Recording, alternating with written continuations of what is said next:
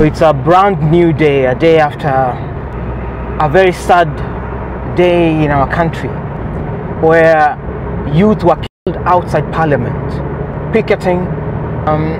So I'm driving into town just to see the aftermath of that. Sad day, honestly. Yesterday was just terrible. And the head of state, President Ruto, said that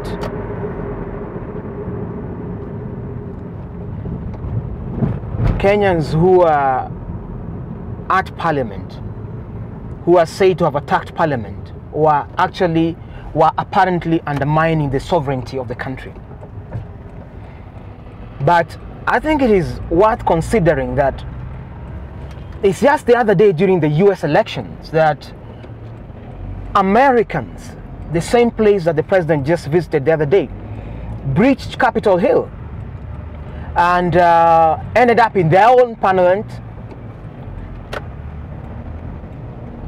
The Senate was in session. They had to cancel their session, and the chaos that reigned in America on that day, was beamed to the world. But we did not see the American police kill American citizens. Capitol Hill belongs to Americans. Kenyan Parliament belongs to Kenyans. And if there's anybody undermining the sovereignty of this country, obviously it's the leadership of this country. And Kenyans really consider that this country has been sold to the highest bidder. So we are in Parliament area now, and as you can see, there's still security presence. This area was chaotic yesterday, and I listened to a Kenyan cameraman, journalist, Kanye. He was actually along this street, just somewhere here, and his camera was rolling, and you could see people being carried out, bodies, people who had been shot. Look at the grounds. Look at the mess, and we are definitely a militarized nation. Look at that. Look at that.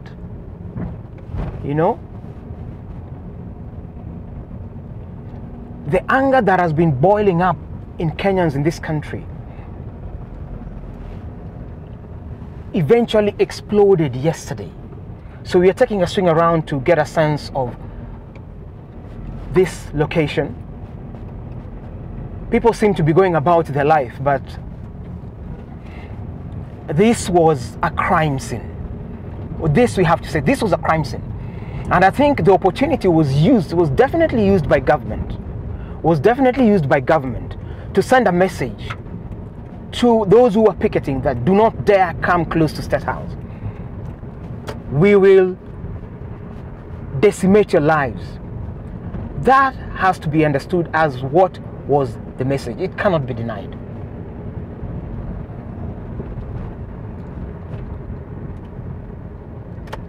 So one more round.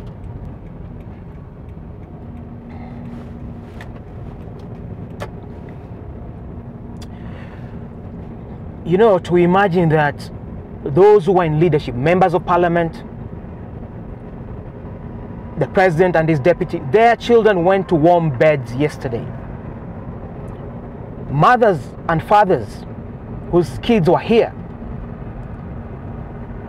their loved ones ended up on cold slabs, most likely at the city morgue, at the city mortuary.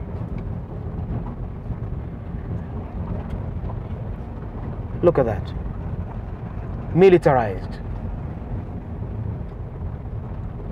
So the president eventually came on to give an address to the nation.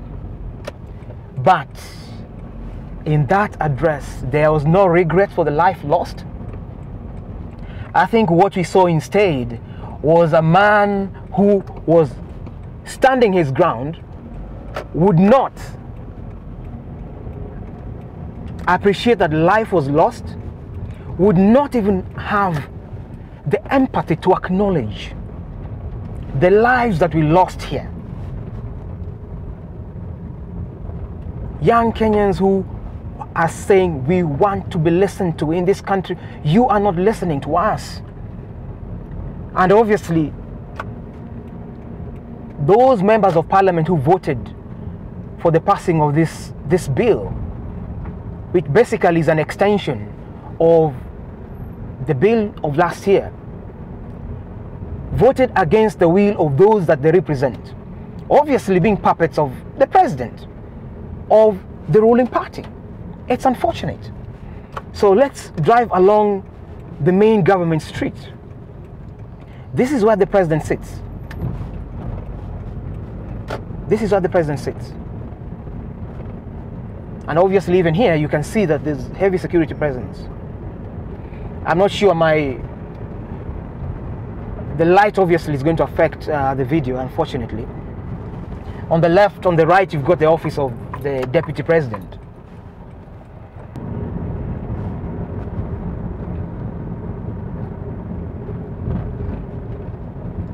So I think to show this better, I'll have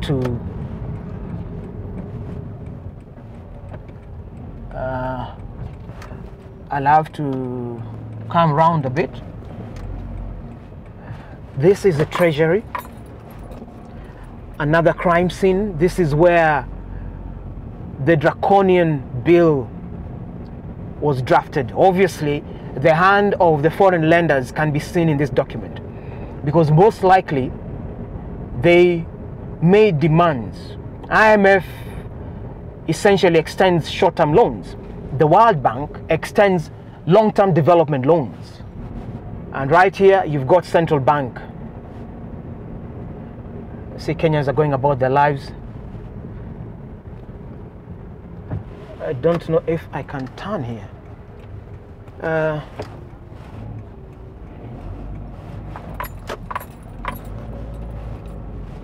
This is the central bank. This is where the government handles its money.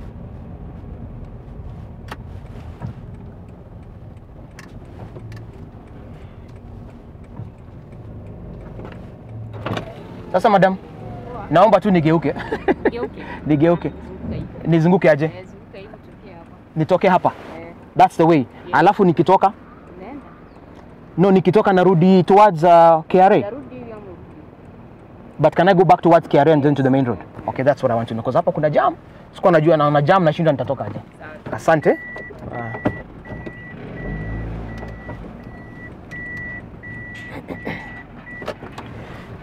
So obviously that's not an area I can access.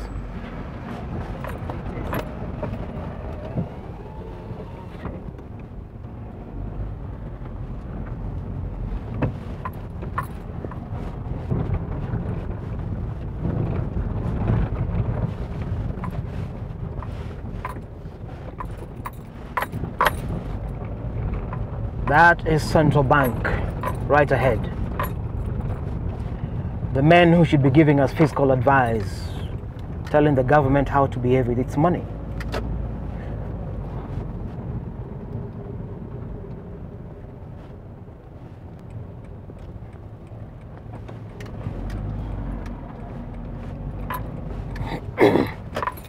So this is essentially government district. This entire area, Taifa Road, is the place. So you've got the Kenya Revenue Authority to your left, and you've got the central bank to your right. Police presence again, you can see. And obviously the government appears to have reduced this country to a militarized police state. So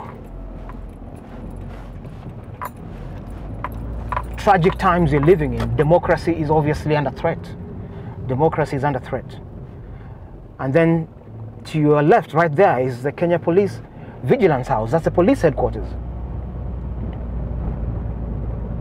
So to have a state that does not listen to the citizens are the employers. The citizens are the sovereign. Those who are in government are also sovereign, but they cannot purport to be more sovereign than the entire 50 million plus Kenyans who put them in office. And in any case, there were questions, major questions about our past elections. It ended up in court. It ended up in court. And that is the absolute truth, that it ended up in court. Obviously, there was controversy, you know.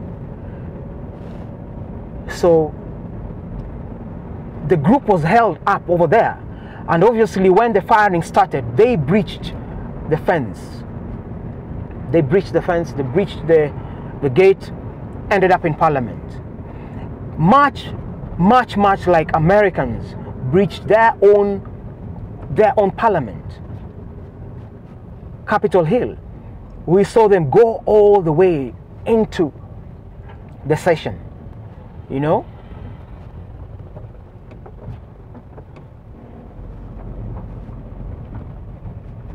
Interesting, look at that, interesting.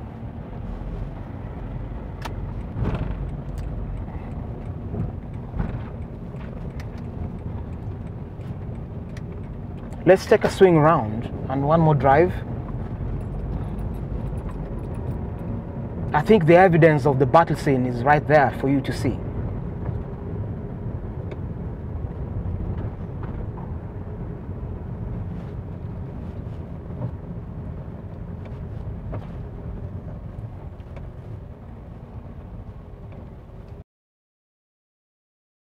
So, from the debris on the ground, this obviously must have been a region, an area where those who were picketing were held off. And the damage is evident. The damage is evident. It doesn't look like they are ready to clean the city at all. Governor Johnson Sakaja already should have been doing something about it. But the Gen Zs and millennials, who are the majority in this, have indicated that they'll be back on the streets tomorrow, Thursday. So obviously there's still great risk. We still have a government that is not standing down, a president who unfortunately has not risen to the occasion. In times of war, you need a president that has a unifying factor, a commander who can talk to the troops, talk to these young people. This president is not willing to listen. He's not. And so the risk to lose a nation. I'm reminded of Blaise Compaoré in Burkina Faso, who after 20 years was deposed when he thought he was very, very well insulated. He was deposed. And the youth in that country raised down their parliament, and the president effectively had to leave. Look at the damage around town. Word is in the streets that goons were hired to infiltrate. Look at the mess. Look at the mess. Goons were hired to infiltrate and paint these young Kenyans in bad light. We saw several armed civilian police, or so we think, within the groups, arresting and handcuffing Kenyans. This is City Hall, and right here, the Carrefour supermarket was destroyed, was looted. Goodness sake, man, this is just crazy. Nothing like this has ever happened in this country. So now we are outside the law courts, and this is where the initial sin was also committed. The language that did not seem to resonate with a judiciary, that one party may lose, whatever the case might be, but you ought to speak in a manner that brings the nation together. The whole comment about hot air rubbed many Kenyans the long way. And this is a very contested election.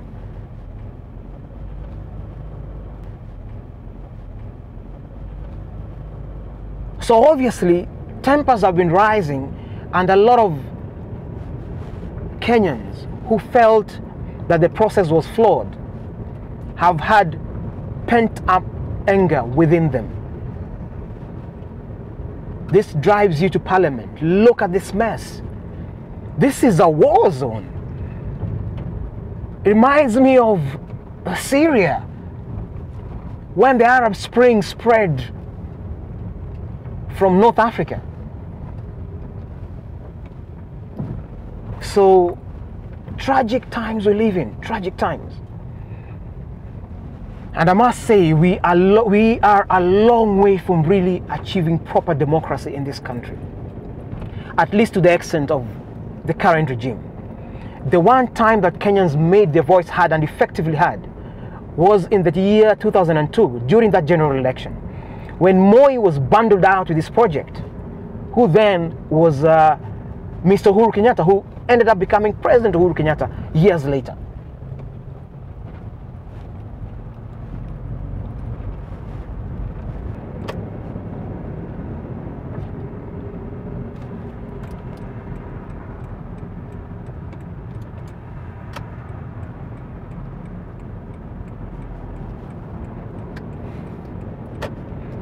These are the most difficult times we're living in.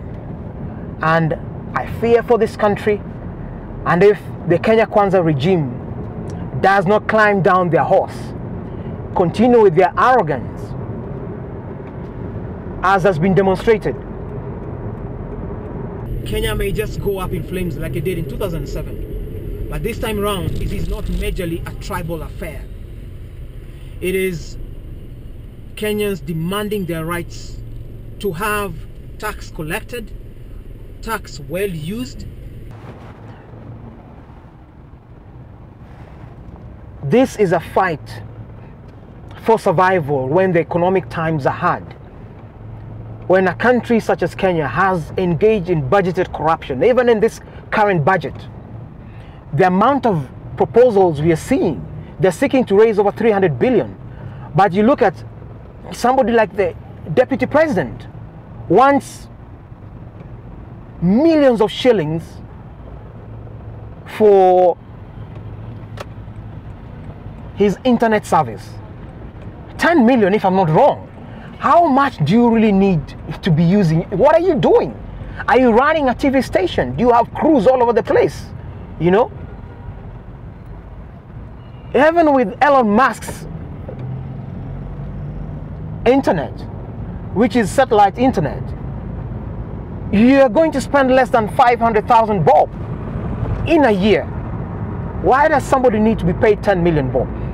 This country has engaged in budgeted corruption for years, and this is exactly what Kenyans are questioning. This is exactly what Kenyans are questioning. And the powers that be do not want to be asked any questions. We have a bill that is seeking to undermine rights to land. A good majority get ancestral land, and that is now under threat. To convert that to leasehold. At whose behest? What exactly is going on? What is this global force that is pushing this Kenya Kwanza government? What is it?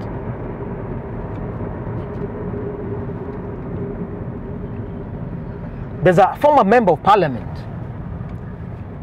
who has been speaking about the globalists interfering in this country. The Breton Woods came up with SAP, structural adjustment programs, and it's messed up this economy and it decimated lives. Families were grossly affected, and the government destroyed what were structures, facilities that they had to sell off in the name of streamlining. The austerity measures. Wait, look at that guy. The austerity measures that we are now experiencing again. The suggested taxation to raise more revenue really is a manipulation by those institutions. We saw them in parliament, sitting at the gallery, clearly manipulating the process. And for some reason, African leaders never ever learn. It appears they look out for their own interest every single time. Every single time. What use is it to gain the world and lose your soul? We have sent Kenyans to Haiti. Fine, they have gone. Those are our brothers and sisters as well. But the process was flawed. The interest does not appear to be the interest of Kenya representing the brothers. America was sending easy money. America was sending easy money. And obviously, from what we're hearing, these guys have only been paid a fraction. Edwin Sifuna, the Senator of Nairobi, talked about it. These guys have only been paid a fraction of what the US government released. You know? The same US government, represented here by Meg Whitman, were very fast to speak about our elections, describing them as free and one of the most fair that, you know, she had seen recently. You know? And clearly it was contested. But on lives brutally taken away, the ambassador is not as loud. That's very curious. What is the interest of America in this country? President Ruto ended up visiting the US on a state visit. And clearly,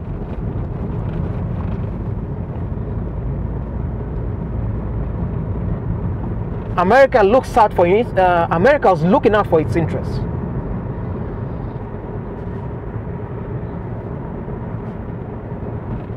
And now Kenya has been designated as a non-official NATO member. Kenya basically is supporting the NATO efforts, and NATO was basically formed to fend off the influence of Russia in Europe and in the Eastern area during the advent of the Cold War. What business does Kenya have getting involved in proxy wars? You know? Of what business? Of what interest is this to Kenyans? So we are sacrificing this nation at the altar of globalists, at the altar of international interests and not Kenyan interests. A sad reality for this country. And we can only hope that things change for the better. As things stand, this country could just go up in flames. Kenya Kwanza does not look like they're ready to provide the leadership in wartime. They do not look equipped to provide the leadership in wartime at all. And the trust elements, the doubts based on leadership that barely keeps its word is such a major flaw. It's such a major flaw in this regime. It's such a major flaw. So Kenyans are in for a rough time. Kenyans are in for a rough time. And a majority of those who are picketing have said one thing: get rid of the bill or step down, Mr. President. That is the message that the youth are saying, because they do not believe that their interests will be taken care of.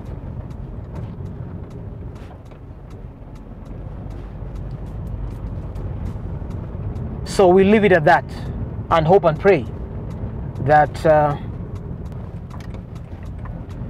we will be able to rescue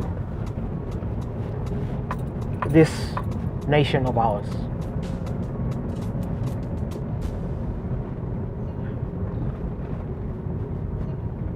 Sincere condolences to the families that have lost loved ones who have been martyred in this process, so that as a country we may be able to reclaim our own sovereignty. As Martha Karua often says, that we need to regain our agency as citizens. That is my hope and prayer, that we regain our sovereignty. Peace and love.